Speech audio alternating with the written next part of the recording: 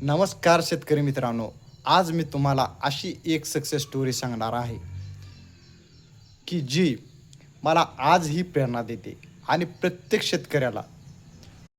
आमच्या भागातील एका शेतकऱ्याने दरवर्षी कमी उत्पन्न निघत होते आणि आर्थिक खर्चही भरपूर होत होता, परंतु त्याने हार मानली नाही.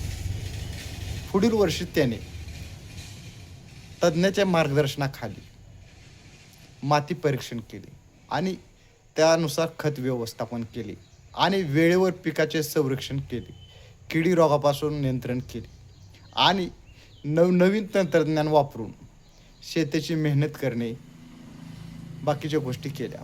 प्रत्येक निर्णय तज्ज्ञाच्या सल्ल्यानुसार घेतला आणि काही महिन्यातच त्याच्या पिकामध्ये खूप सुधारणा झाली. पिकाची गुणवत्ता सुधारली, उत्पादन वाढलं आणि खर्चही नियंत्रणात आला. आज ते शेतकऱ्यासाठी प्रेरणा. या यशोगाथेतून मला एक गोष्ट शिकायला मिळाली. यशासाठी नशिबापेक्षा योग्य ज्ञान, सातत्य आणि योग्य वेळी घेतलेला निर्णय खूप महत्त्वाचा असतो.